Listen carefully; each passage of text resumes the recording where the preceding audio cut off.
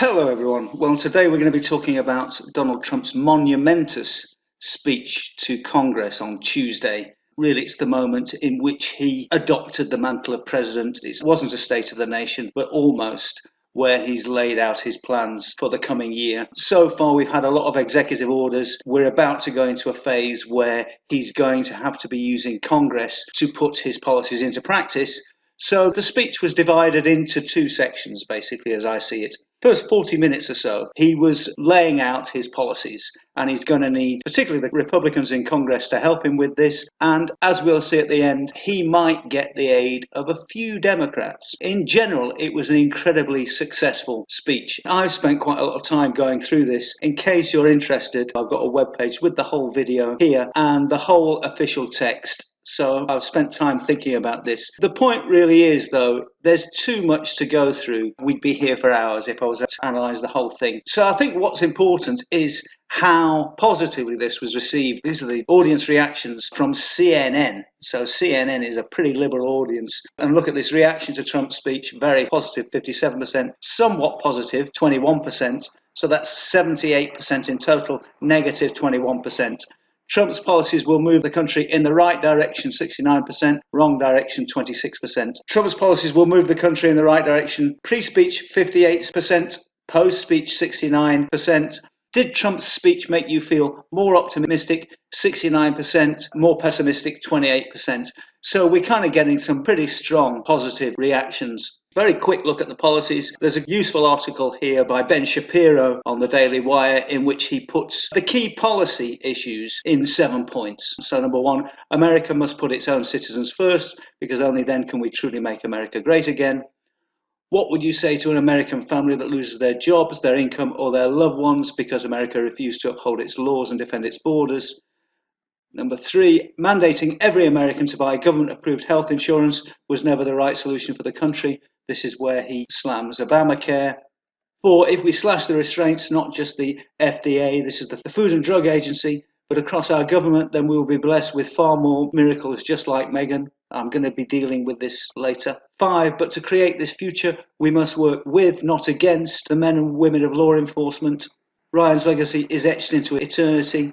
Seven, my job is not to represent the world, my job is to represent the United States of America. And this is quite a convenient and brief review of the speech as a whole. And I'll leave the link on my webpage.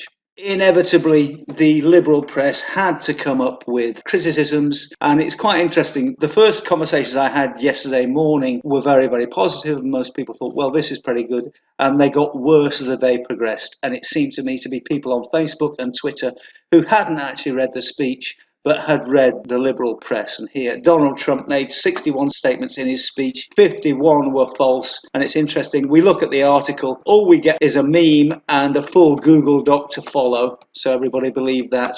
And then the Washington Post, they got more elaborate through the day, and I've just been on Google this morning, and the liberal press are beginning to take down each point one by one with full articles dedicated to how bad they were. But fact-checking President Trump's address to Congress, and I think here there are, once again, a bit like Ben Shapiro, I think there are 7 major faults. But to me, the key issue, and what we're going to spend the majority of this video doing, is looking at the last 20 minutes.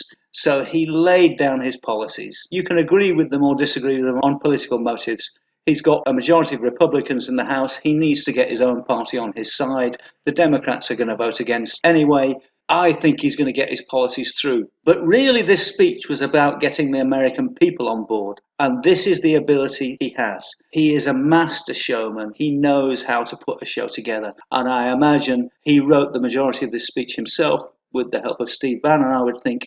But the last 20 minutes really are brilliant. In the last 20 minutes, what he does is he goes through 4 cases of individual Americans who have got problems. And this first one, he's talking about healthcare. He's just slammed Obama. Despite the fact that people on Facebook have said to me that he offers nothing in its place, he actually goes very deeply into that nobody should be left out, that Medicaid should cover everyone. Then he begins to personalize. And the first person he personalizes with is Meghan Crowley, who suffers from a rare disease because it's Rare Disease Day. What I think is really brilliant, and he does this with all the 4 groups of people that he talks about, is he mentions their name very slowly. He doesn't say, now we've got Meghan Crowley. No, he says, Megan Crowley. He gives weight to the person. He personalizes. So the whole speech is general to personal. And this last section isn't about winning over people like me. I'm a foreign guy based in Spain. He doesn't care what I think, really. Not for now. We'll get to this at the end. He's winning over the American people. And that's the reason. I don't know when the CNN audience survey was taken, but that's the reason why he won the American people over, because he's personalizing. Let's just watch this section on Megan Crowley and then talk about it. An incredible young woman is with us this evening who should serve as an inspiration to us all. Today is Rare Disease Day, and joining us in the gallery is a rare disease survivor, Megan Crowley. Megan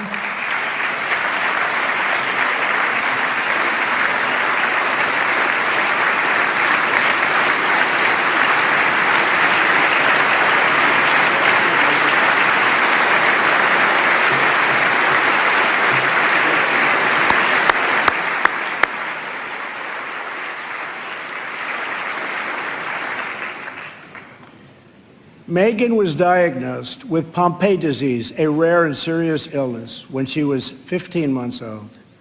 She was not expected to live past 5. On receiving this news, Megan's dad, John, fought with everything he had to save the life of his precious child. He founded a company to look for a cure and helped develop the drug that saved Megan's life. Today, she is 20 years old and a sophomore at Notre Dame.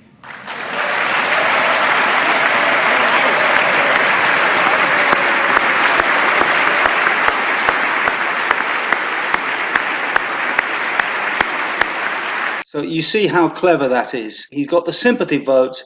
The father works hard. It's about overcoming difficulties and fighting for your loved ones. These are solid American values. And if you look, there's massive applause. It's about sympathy. The Democrats can't really sit down through this. It's impossible not to applaud this. This is the first time he gets the whole of Congress on their feet, and he's starting to pluck the heartstrings of the American people. Then he goes and talks a little bit about education and how education possibilities are a civil rights issue. So here he's really attacking the idea that he's the racist Nazi, that he's anti-black. Now, as he said many times before, he wants to make America great again for all Americans, irrespective of colour or of anything else. And so in this second one, he introduces Denisha Merriweather, another example which is totally consistent with the American dream, overcoming difficulties. And once again, notice the way he pronounces her name very, very slowly and carefully. So we know who we're talking about. This is not any old person. This is Denisha Merriweather. Remember this. Joining us tonight in the gallery is a remarkable woman, Denisha Merriweather. As a young girl, Denisha struggled in school and failed 3rd grade twice. But then she was able to enroll in a private center for learning, great learning center, with the help of a tax credit and a scholarship program. Today, she is the first in her family to graduate not just from high school, but from college.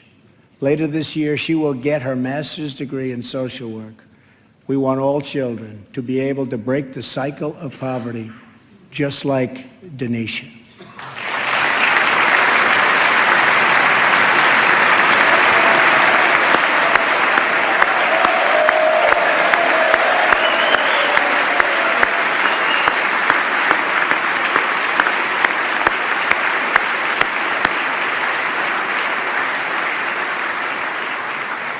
Once again, there's a look of sincere satisfaction on her face. Afro-American triumph, overcoming the cycle of poverty. He's speaking to his working class bases, and the middle class progressives can't deny the power of this. The next people he talks about are Jamil Shaw, Susan Oliver, Jenna Oliver, and Jenna Davis. This is just after he's talked about victims of illegal immigrants, and this is another one of the key issues, and he presents an idea called VOICE. I can't remember what the acronym exactly stands for, but this receives a groan from the Democrats. This is one of his key policies, immigration. You can get sympathy for healthcare, you can get sympathy for education, but immigration is the key issue, and it's not actually an issue that anybody really cares about. this is where Donald Trump is being unkind to drug dealers. He's showing the victims of illegal immigrants, and these illegal immigrants, and obviously not all of them, but the people that come across who are criminals and violent and dangerous, and he's bringing it back to it's the American people we need to defend. So Jamil Shaw is first, once again an Afro-American, then two cops' wives and one of their daughters. He's appealing to his working class base. He's appealing to black Americans. Obviously, this is really important, but also law and order. He will talk a lot about law and order in this section. He's definitely got to have law enforcement on his side if he wants to stop the cancer of Black Lives Matter. Let's listen to this section. And we must support the victims of crime. I have ordered the Department of Homeland Security to create an office to serve American victims. The office is called VOICE, Victims of Immigration Crime Engagement. We are providing a voice to those who have been ignored by our media and silenced by special interests.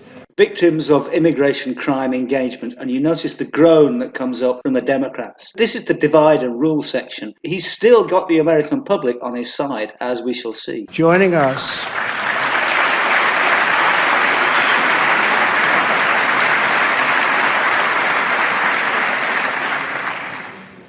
us in the audience tonight are four very brave Americans whose government failed them.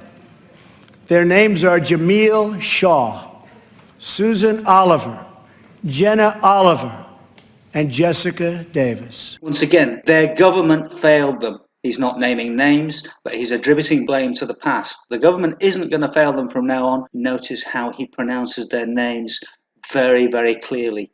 This isn't just anybody. These are real people. It's important for him to bring this across. Jamil's 17-year-old son was viciously murdered by an illegal immigrant gang member who had just been released from prison.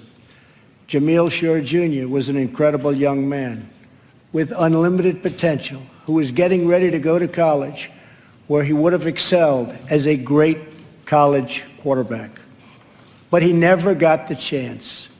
His father, who is in the audience tonight, has become a very good friend of mine. Jamil, thank you. Thank you.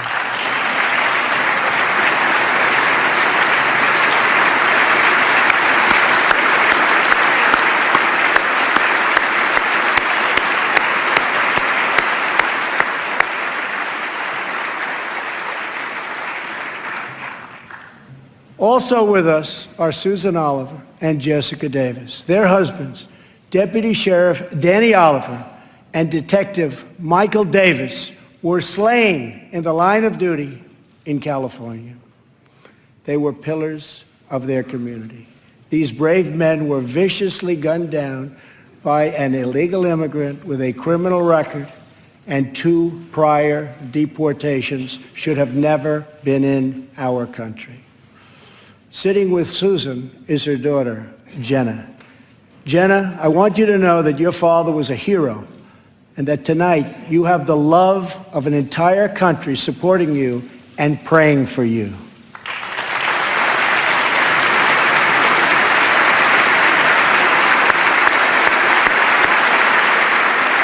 You notice how he talks directly to the people, and it's general political problem, personalised. Look at the victims, we're going to solve this. And then the fact that he didn't just talk to everyone, he actually spoke to the daughter, Jenna Oliver. He said, your father is a hero. And this is all brilliantly phrased because everybody who's watching can put themselves in the position of this person, can be the mother of this daughter. And the way he's expressing this, he's speaking directly to the person and consequently speaking directly to the American people. But it got better. The great moment was when he talked to Karen Owens. And this must be one of the most amazing moments in Congress history because Karen Owens is the widow of an American war hero. And just look at the way he deals with her and look how it's impossible not to applaud this. And everybody sitting at home is applauding along. His ability as a crowd pleaser, sincerely, is amazing, in my opinion. Before I get to the end, we'll talk about the criticisms I have on a political level. But I'm really discussing here this as a performance and a way of winning over the American people. And that was the objective winning over Congress, any doubting Thomases in Congress, and also winning over the American people. And things are going to change for Donald Trump from now on, not internationally, as I'll point out.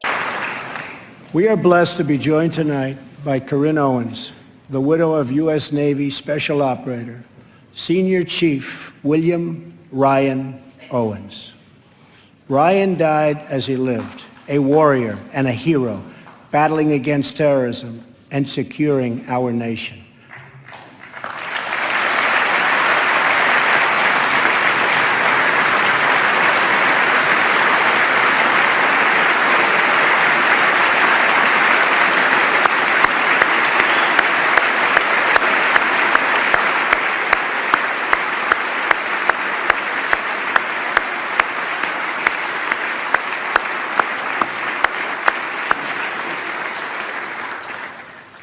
I just spoke to our great General Mattis just now, who reconfirmed that, and I quote, Ryan was a part of a highly successful raid that generated large amounts of vital intelligence that will lead to many more victories in the future against our enemy. Ryan's legacy is etched into eternity. Thank you. Thank you.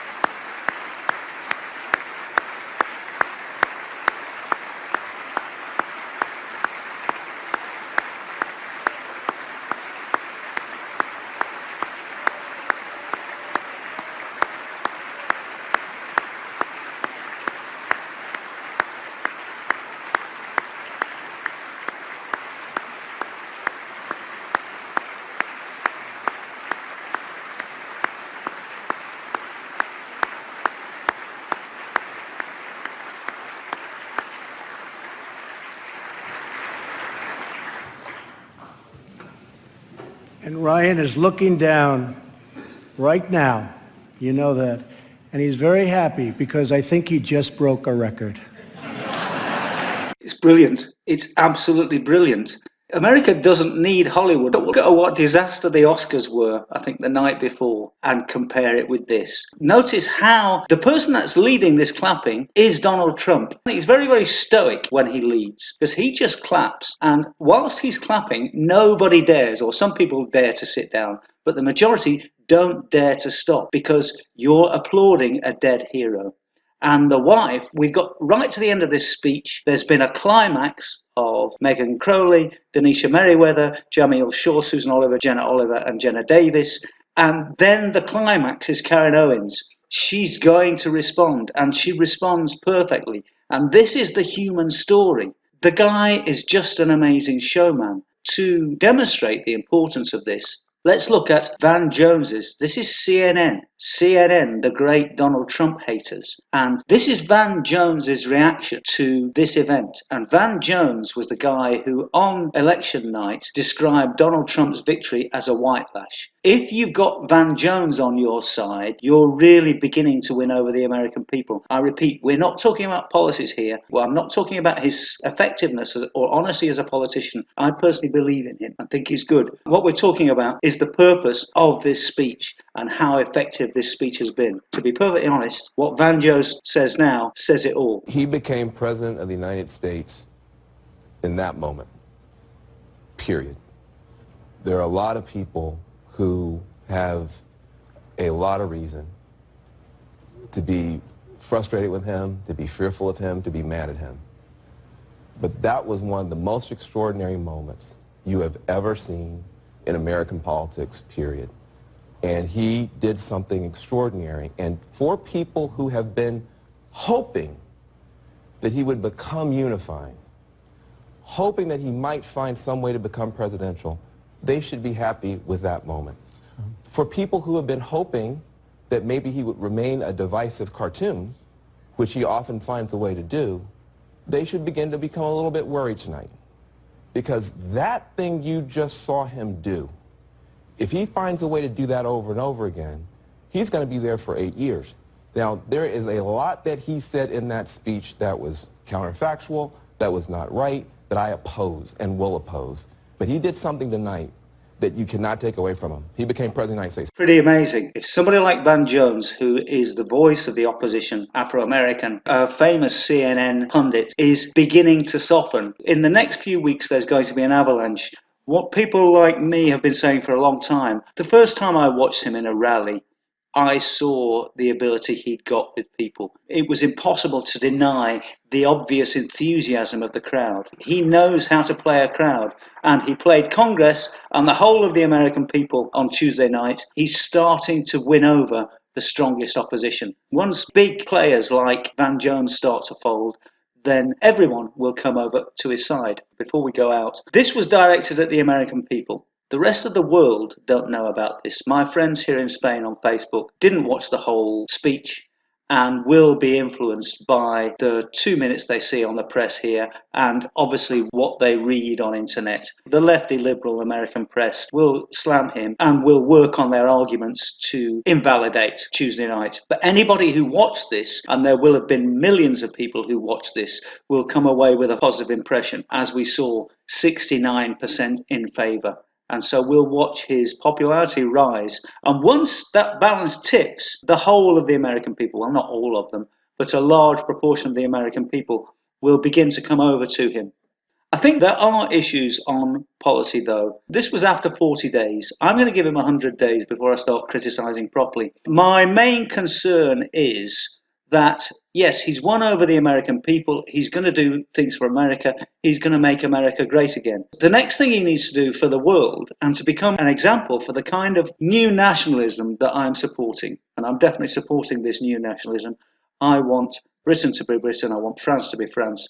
I want Catalonia to be Catalonia. I want Italy to be Italy.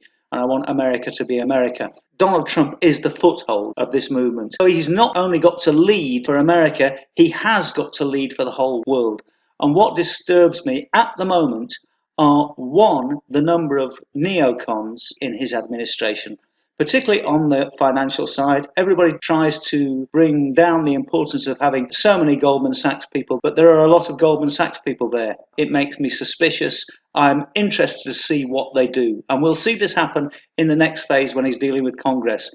And the second thing is dealing with ISIS, dealing with the military around the world. He's made a big call out to the importance of the military with this last guest, Karen Owens. Now what we want to see is, one, we want to see him sort out ISIS. America are actually still in Afghanistan. I think they're still in Libya.